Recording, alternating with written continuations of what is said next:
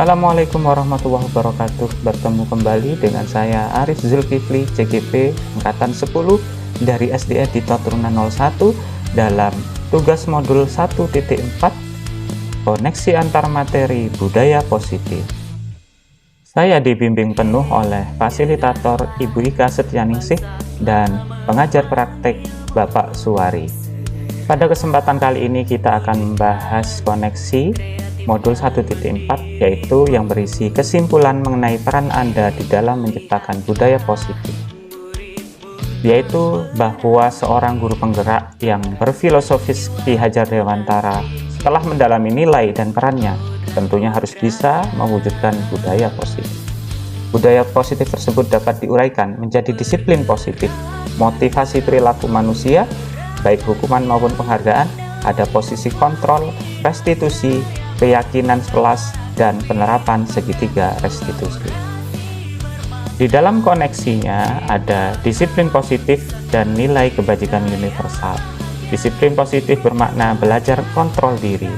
Kemudian nilai kebajikan adalah sifat positif manusia yang merupakan tujuan mulia yang ingin dicapai. Ini contohnya ada di dimensi profil pelajar Pancasila.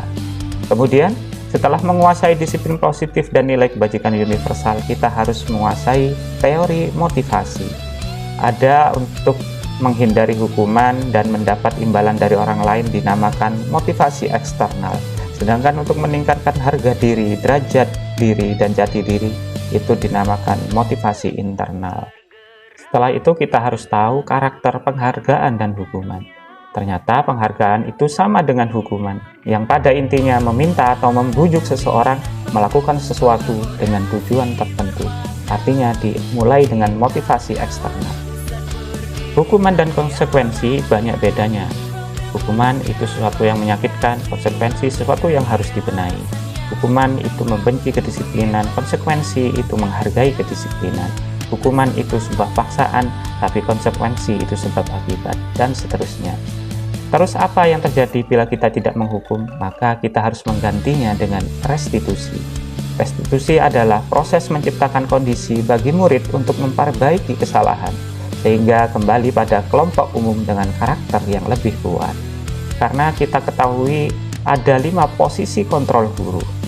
Apa saja posisi kontrol guru tersebut? Yaitu yang pertama penghukum, yang kedua pembuat merasa bersalah, yang ketiga teman, yang keempat pemantau, dan yang kelima manajer. Ini kita diharapkan sebagai posisi yang utama, yaitu sebagai manajer. Kenapa sebagai manajer?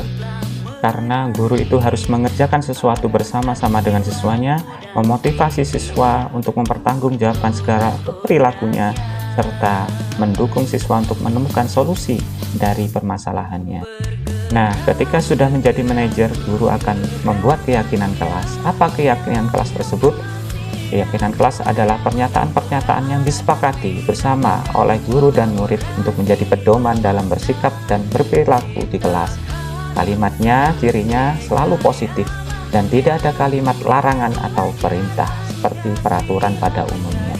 Keyakinan kelas tersebut akan berfungsi ketika kita sedang melaksanakan segitiga restitusi, yaitu suatu proses dialog yang dijalankan oleh guru agar dapat menghasilkan murid yang mandiri dan bertanggung jawab.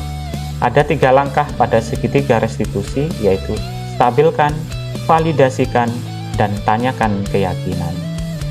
Kesimpulannya, setelah mempelajari modul 1.1 sampai 1.4, kita sebagai guru adalah sebagai pendidik yang menuntun muridnya sesuai kodrat alam dan zaman. Setelah itu, guru penggerak harus mempunyai nilai dan peran guru penggerak yang saya singkat dengan berekonomi, yang kepanjangannya adalah berpihak pada murid, reflektif, kolaboratif, inovatif, dan mandiri, serta mempunyai peran sebagai pemimpin pembelajaran dan mewujudkan kepemimpinan murid. Setelah mempunyai nilai dan peran guru, maka tentunya kita mempunyai visi guru penggerak.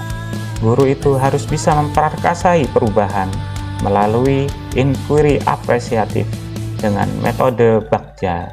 Setelah semua dilakukan, maka akan timbullah budaya positif, yaitu terbentuknya sekolah yang menerapkan disiplin positif, motivasi perilaku manusia, posisi kontrol guru, restitusi, keyakinan kelas, sampai nanti bisa menerapkan segitiga restitusi. Bapak Ibu Guru Budiman, selanjutnya kita melakukan refleksi dengan beberapa pertanyaan refleksi seperti berikut ini. Yaitu yang pertama, sejauh mana pemahaman Anda tentang konsep-konsep inti yang telah dipelajari di modul ini, dan ada hal yang menarikkah pada modul ini yang di luar dugaan? Ya, saya sudah memahami konsep dan teori disiplin positif, teori kontrol, teori motivasi, hingga penerapan segitiga restitusi, serta berusaha segera mengamalkannya di sekolah. Adapun hal yang tak terduga bahwa kita jika sering memberikan penghargaan, berarti kita sering juga memberikan hukuman. Itu juga tidak efektif, mengurangi kualitas pendidikan, bahkan bisa merusak hubungan. Ini dikatakan oleh Alfikon tahun 1993. Pertanyaan kedua, perubahan apa yang terjadi pada cara berpikir Anda dalam menciptakan budaya positif di kelas? Perubahan yang terjadi, saya akan memulai mengurangi penghargaan dan menghukum siswa, mulai membuat keyakinan kelas, mencoba memahami 5 kebutuhan dasar manusia. Saya sudah mencoba merubah dari penghukum menjadi manajer, serta mencoba menyelesaikan permasalahan siswa dengan segitiga restitusi. Pertanyaan ketiga yaitu, pengalaman seperti apakah yang pernah Anda alami terkait penerapan konsep-konsep inti dalam modul budaya positif ini? Saya sudah pernah melakukan mengurangi pujian kepada anak yang sering berprestasi. Lalu jika ada anak yang melanggar aturan kelas atau keyakinan kelas, saya sering mengingatkan bahwa aturan itu pernah kita buat bersama dan harus disepakati bersama. Dan terakhir, saya selalu menyelesaikan masalah kesiswaan dengan dialog yang hampir mirip seperti segitiga restitusi. Pertanyaan keempat, bagaimanakah perasaan Anda ketika mengalami hal-hal tersebut?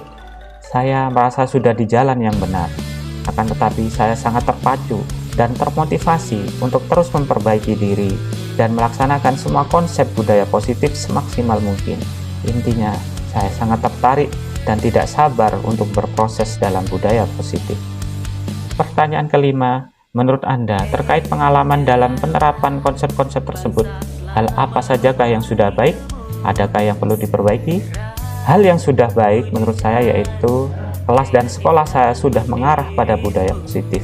Ini dibuktikan berkurangnya pembulian, hukuman sudah dirubah menjadi restitusi, pemecahan masalah sudah menggunakan segitiga restitusi.